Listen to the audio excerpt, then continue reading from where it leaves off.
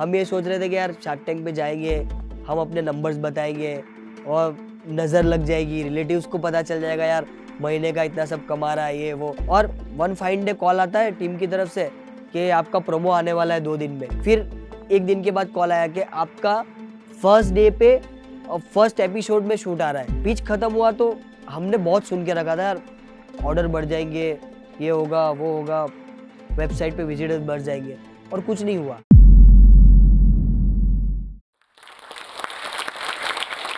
Hi, I am Adil Qadri. आपने मुझे shark tank पे देखा होगा। कभी किसी महापुरुष ने कहा था कि हर इंडस्ट्री का एक गुंडा होता है और इस इंडस्ट्री का गुंडा मैं हूँ, आदिल कादरी। पिछले कुछ दिनों से और इंटरनेट पे भी बहुत अभी वायरल हूँ, मीम्स वगैरह बन रहे हैं, बहुत सारी चीज़ें हो रही है। तो आपने ऑलरेडी मुझे देखा ही होगा। तो आदिल कादरी एक लग्जरी परफ्यूम ब्रांड है और अत्तर की वजह से इंडिया में जाना जाता है।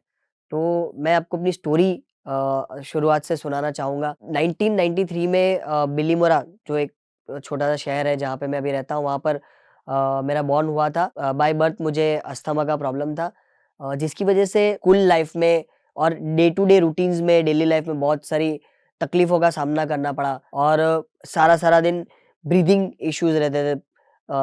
साँस लेने में तकलीफ़ होती थी। तो मेरी मदर मुझे ट्रेन में लेकर जाती थी सूरत, क्योंकि पापा शॉप में जॉब करते थे एक जगह पे, और मम्मी थी तो मम्मी सूरत लेकर जाती थी ट्रीटमेंट के लिए। और फिर कभी-कभार ऐसा होता था कि हॉस्पिटल गए हैं, चेकअप के लिए गए हैं, वहाँ पे डॉक्टर बोल देते थे कि अब एडमिट करना है, तो वहीं पे मैं और मेरी मम्मी हम स्टे कर लेते थे।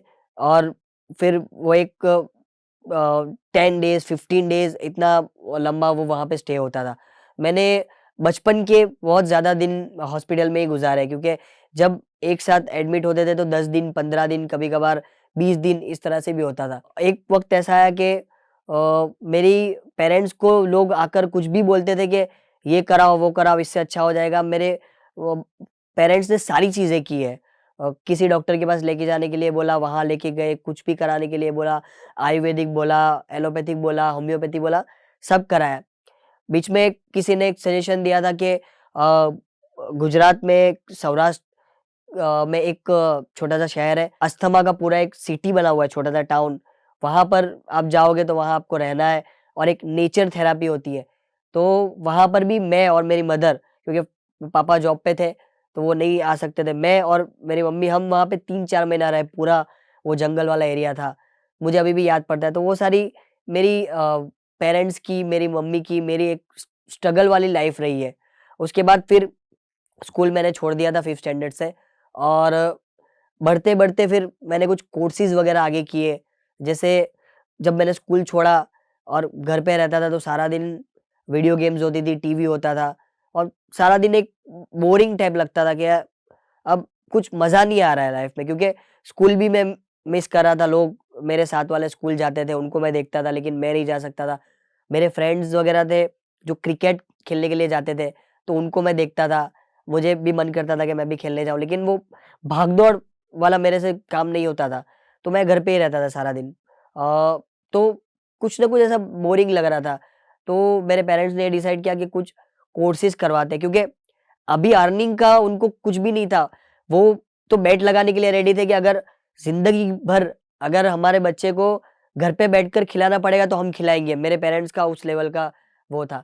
तो पैसे कमाने का तो कुछ वो नहीं था, लेकिन कोर्सेज़ वग़ैरह कुछ इसलिए करवाते थे कि माइंड डाइवर्ट हो जाए। तो मैंने कंप्यूटर सॉफ्टवेयर का कोर्स किया था, कंप्यूटर रिपेयरिंग का कोर्स किया।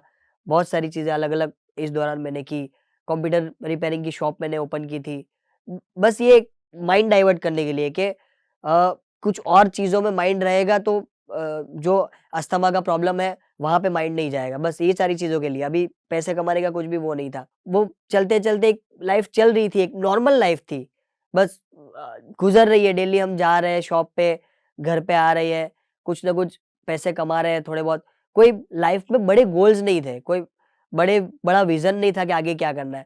वो होता है ना, बंदा कंफर्टेबल हो जाता है। जब एक का एक चीज़ डेली करता है, उसमें वो कंफर्टेबल हो जाता है लाइफ़ में। जैसे अभी ज़्यादातर लोग होते हैं आज, जॉब करने के लिए जा रहे होते हैं या कोई एक छोटा-मोटा बिज़नेस कर रहे होते हैं, उसपे वो कंफर्टेबल हो जाते हैं। बस उनको लगता है कि यही मज़ा है, यही करना है, बस कुछ नहीं है। जब तक कि वो कुछ गोल्स जब तक कि वो किसी से इंस्पायर नहीं होते तब तक उनको यही लगता है कि हाँ यही चीज़ ठीक है और इसमें ये कंफर्टेबल हो जाते हैं। तो वही था मेरा भी कि हाँ भाई, रोज़ एक का एक चीज़ कर रहा हूँ, मोबाइल रिपेयरिंग करने के लिए जा रहा हूँ, सारी चीज़ें कर रहा हूँ, बस मज़ा आ रहा है। लगता है कि हाँ यही लाइफ़ है, मज़ा है बस। 2014 मुझे याद पड़ता है, मेरे एक अंकल ने मुझे बुलाया था उनके यहाँ पे और उन्होंने एक एसईओ इंट्रोड्यूस किया मुझे कि कुछ एसईओ करके कुछ तो आता है, जहाँ पे आप अपनी वेबसाइट्स वगैरह क्रिएट करते हो और फिर उसको रैंक करते हो। तो उन्होंने वो कोर्स किया हुआ था।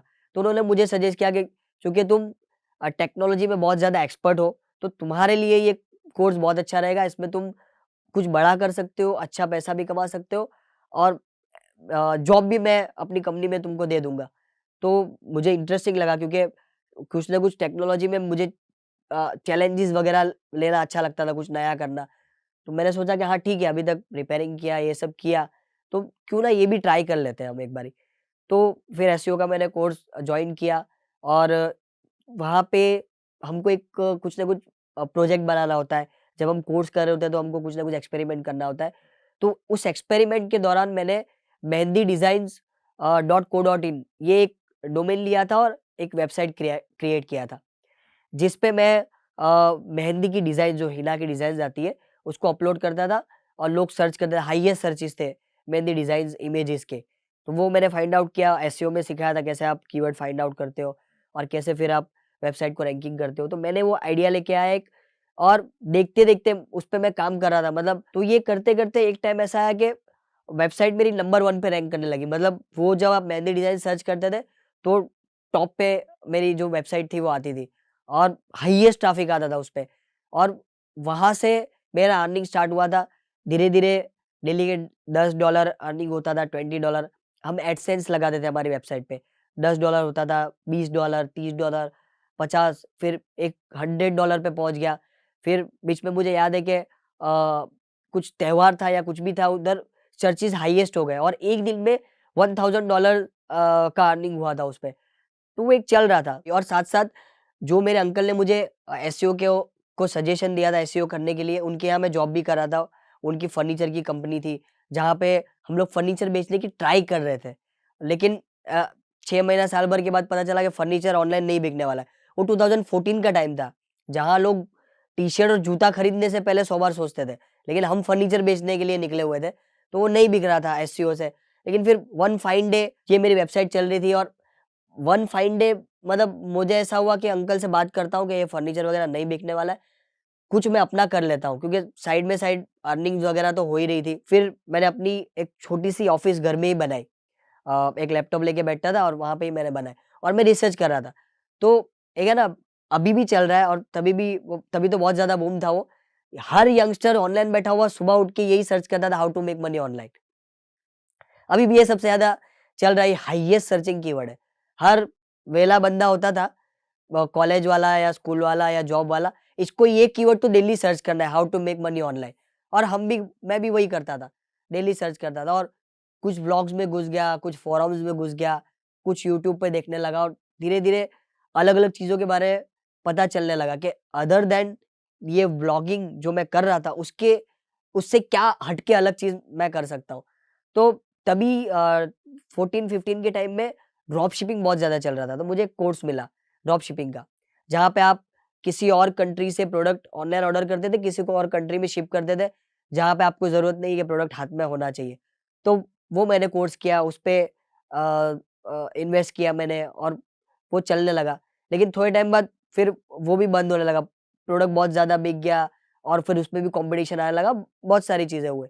लेकिन उससे मैं ई-कॉमर्स कहीं न कहीं सीख गया था कि वेबसाइट कैसे बनाते हो आप, एड्स कैसे करते हो और वो तब एडवर्टाइज़मेंट का कॉस्ट क्योंकि हम लोग यूएस में बेच रहे थे, तो बहुत ज़्यादा होता था। तो मैंने सोचा कि क्यों ना इतना हमने सीखा है, तो कुछ इंडिया में ही हम बनाते हैं और इंडिया में ही हम सेल करके देखते हैं। यहाँ भी तो प्रोडक्ट बहुत सारी चीज़ें हैं, यहाँ भी बेचने के लिए और बहुत बड़ा मार्केट है।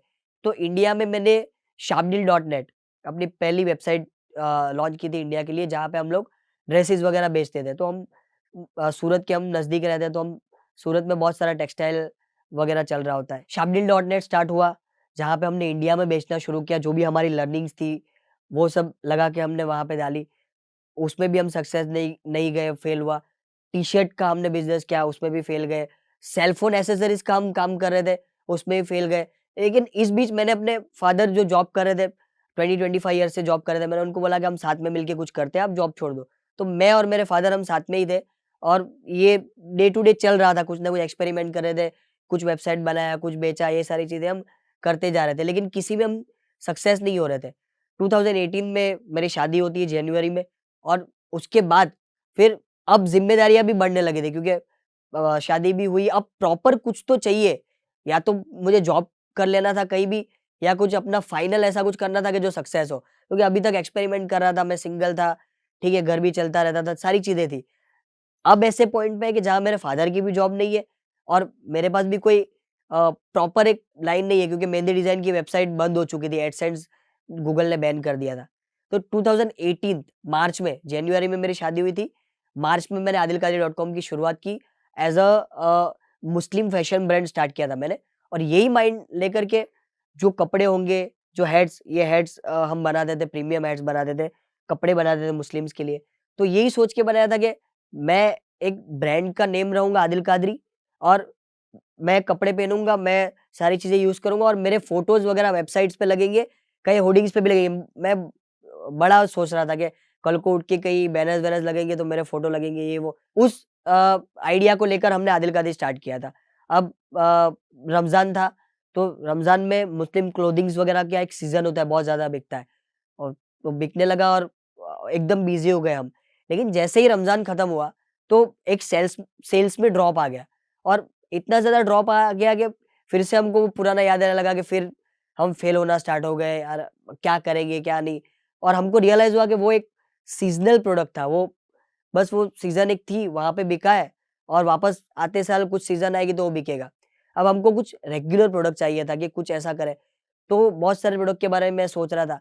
अचानक से मुझे याद आया कि मेरे फादर 20-25 साल से एक अत्तर की शॉप में काम करते थे, जॉब करते थे।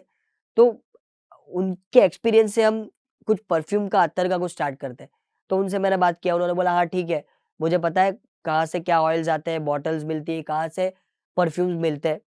तो ऐसे करके हमने परफ्यूम्स हमारी वेबसाइट पे लिस्ट किए, किसी और ब्रांड का हम बेच रहे थे स्टार्टिंग में, क्योंकि इतना आपके पास इन्वेस्ट नहीं होता स्टार्टिंग में कि आपका खुद का ब्रांड बनाओ या खुद की बॉटल्स वगैरह प्रिंट करो, बहुत बड़ा इन्वेस्टमेंट लगता था।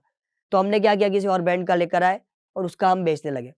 देखते-देखते कुछ टाइम में अच्छा खासा प्रोडक्ट बिकने लगा। वहाँ पे 2 इश्यूज़ आते थे हमको परफ्यूम में। एक तो ये होता था कि कस्टमर्स नेगेटिव फीडबैक आते थे परफ्यूम के बारे में, तो मैं सोचता था माइंड में कि यार परफ्यूम किसी और ब्रांड का है और कस्टमर नेगेटिव फीडबैक दे रहा है, जिसकी मेरे पे कोई ज़िम्मेदारी नहीं है। हाँ, मैंने परफ्यूम बेचा है, प्रोडक्ट बेचा है, तो वो मेरे पास ज़िम्मेदारी है कि मैंने बेचा है, तो लोग मुझे ही कंप्लेंट करेंगे। लेकिन अगर वो ब्रांड का प्रोडक्ट अच्छा नहीं है, तो उसकी गाली मैं क्यों खा रहा हूँ या मैं क्यों नेगेटिव फीडबैक ले रहा हूँ? तो वो एक चीज़ माइंड में आई और दूसरा ये था कि वो प्रोडक्ट चूँकि हम मार्केट से लेकर आते थे, तो कस्टमर कंपेयर करता था कि आपकी वेबसाइट पे भी इतने का मिल रहा है, मतलब ज़्यादा महँगा मिल रहा है, मार्केट में कम में यही सेम ब्रांड का प्रोडक्ट मिल रहा है। तो ये 2 प्रॉब्लम्स जब हमने फेस किए तो मैंने सोचा कि यार अब अपना खुद का ही ब्रांड स्टार्ट करना है। अब इतना सारा अच्छा हम लोग बेचने लगे थे, आदिल कादरी अच्छा जा रहा था, तो क्यों ना हम अपना ब्रांड का ही स्टार्ट करें। तो फिर हमने छोटा-मोटा एक हमारी बॉटल्स प्रिंट करवाई, हम हमारा ऑयल्स वगैरह लेकर आए और फिर हमने इस तरह से अपना आदिल कादरी का खुद का ब्रांड स्टार्ट कर दिया। तो आदिल कादरी की शुरुआत हो चुकी थी, मैं अकेला बंदा था जो सारी चीज़ें हैंडल कर रहा था। फिर हमने टीम बिल्डिंग करना स्टार्ट किया, हमने 1 बंदा रखा, फिर 2, फिर 3, ऐसे बढ़ते-बढ़ते ऑर्डर्स बढ़ने लगे, सारी चीज़ें होने लगी। फिर बीच में हमने लॉकडाउन देखा, लॉकडाउन में एकदम ज़ीरो हो गए थे हम, कैश भी हमारे पास नहीं बचा था। फिर लॉकडाउन के बाद जैसे-तैसे हमारे पास कुछ प्रोडक्ट्स बचे थे, कुछ थोड़ा बहुत हमने फिर पुश किया, फिर स्टार्ट हुआ। फिर 10 लोगों से 20 लोग पे बढ़े, 25 लोग पे बढ़े। अ, एक छोटी-सी ऑफ़िस मैंने और मेरे फादर ने एक हमारे पुराने घर की गैलरी से स्टार्ट किया था। फिर वो गैलरी से हम लोग ने एक रूम लिया, रूम से 2 रूम वाली ऑफ़िस ली, फिर हमने पूरी फ्लोर वाली ऑफ़िस ली, वहाँ से सारी बिल्डिंग एक हमने ली। बढ़ते गए हम, पहले 5 लाख का बिज़नेस हुआ था, फिर ईयरली हमने 1 करोड़ का बिज़नेस किया, फिर दूसरे ईयर हमने 5 करोड़ का बिज़नेस किया, फिर हमने 20 करोड़ का बिज़नेस किया, 20 करोड़ के बाद अभी हमने 50 से 60 करोड़ का ऑलरेडी बिज़नेस कर लिया है। और ये एक जर्नी के बीच में हम देखते आ रहे थे कि शार्क टैंक आ रहा है कुछ तो शार्क टैंक 1 आ गया। शार्क टैंक 1 में हम देख रहे हैं कि यार क्लिप्स बहुत वायरल जा रही है, लोग मार्केट में इसके बारे में बातें कर रहे हैं कि शार्क टैंक करके कुछ तो आया है। हम सारे ये बोल रहे हैं कि हमको भी जाना चाहिए। हमें लोगों ने मैसेज करके बोला, फ्रेंड्स फैमिली वालों ने कि यार आप शार्क टैंक पे क्यों नहीं गई ये वो। तो फिर मैंने रिसर्च किया, फिर मैंने यूट्यूब वगैरह पे देखा शार्क टैंक है क्या? फिर पता चला कि हाँ, ऐसा कुछ शो होता है जहाँ पे आप जाते हो और वहाँ पे आप पिच करते हो और इन्वेस्टमेंट लेते हो। तो शार्क टैंक 1 जब आया तो हमको पता नहीं था, ऐसे ही आ गया था। शार्क टैंक 2 के टाइम पे हम लोग का माइंड बन रहा था कि जाए, नहीं जाए, करे, नहीं करे, बहुत सारे रीज़न्स थे। क्योंकि हमको लगता था कि इस लेवल पे हम जाने के लायक नहीं है, हमारी ब्रांड उस लेवल पे नहीं है अभी। बहुत सारी चीज़ें हमें अच्छी करनी है इन टर्म्स ऑफ फाइनेंसिंग के, प्रोडक्ट्स वगैरह सारी चीज़ें हमको अच्छा करना है। तो सीज़न 2 में हम बहुत ज़्यादा सोच रहे थे। हमने फॉर्म भी फिल अप कर दिया था। इनफैक्ट वो फॉर्म 1 हम पास भी कर चुके थे, फॉर्म 2 का मेल भी आ गया था।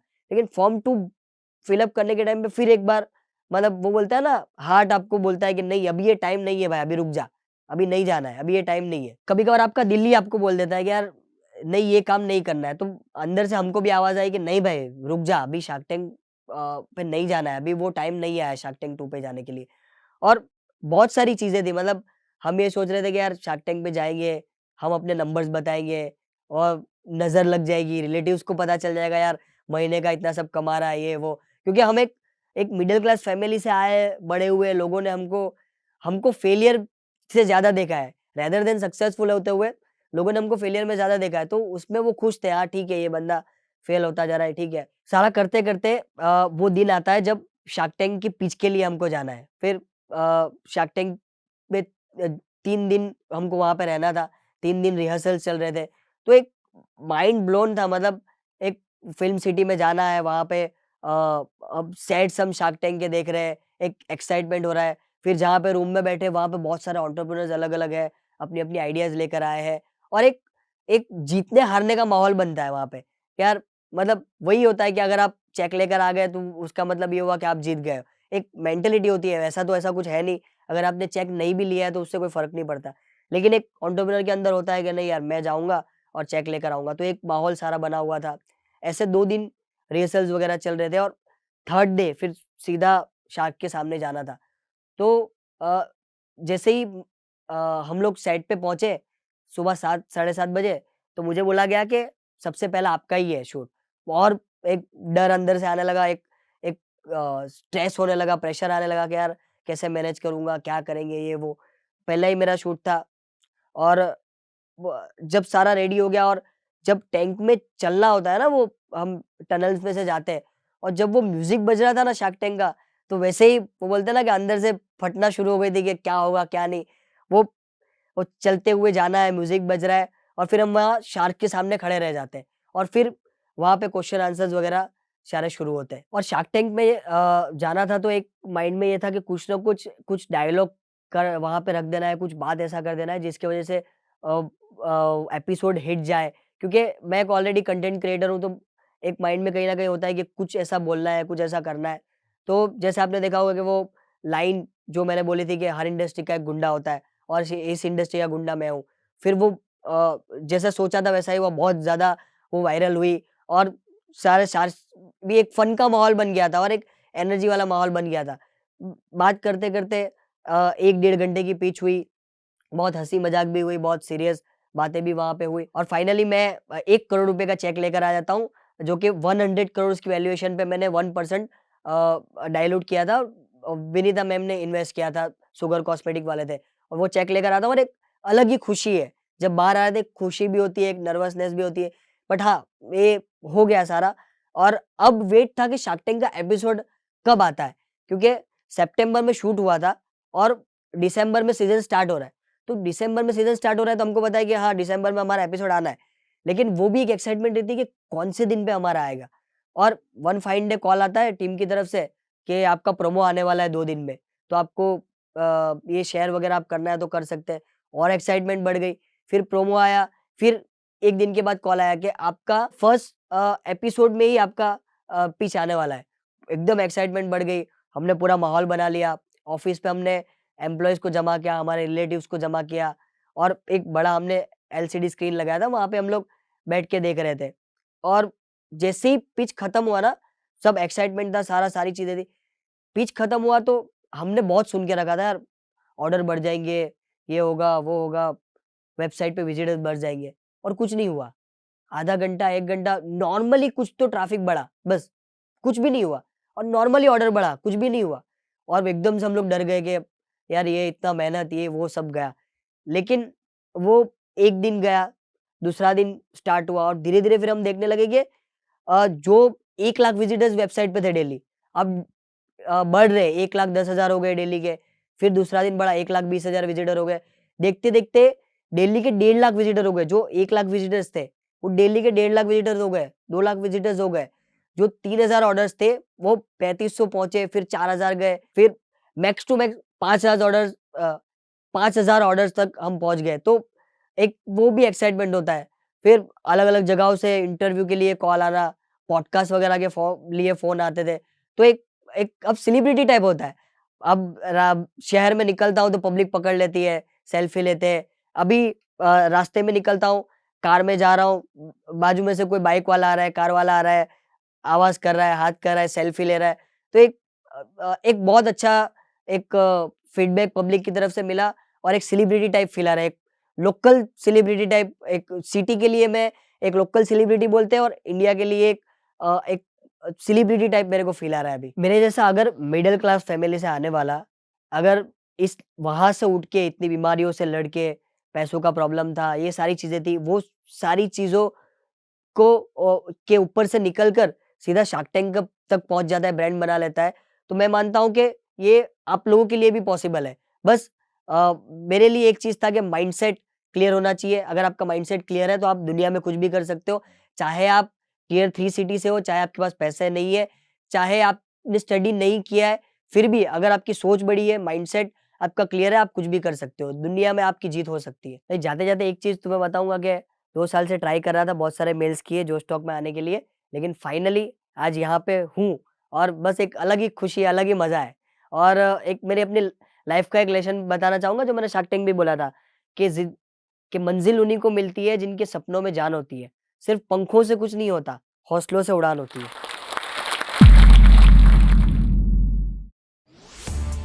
इस वीडियो के बारे में अपनी राय नीचे कमेंट सेक्शन में हमें बताएं, और अपने दोस्तों के साथ ये वीडियो शेयर करना ना भूलें।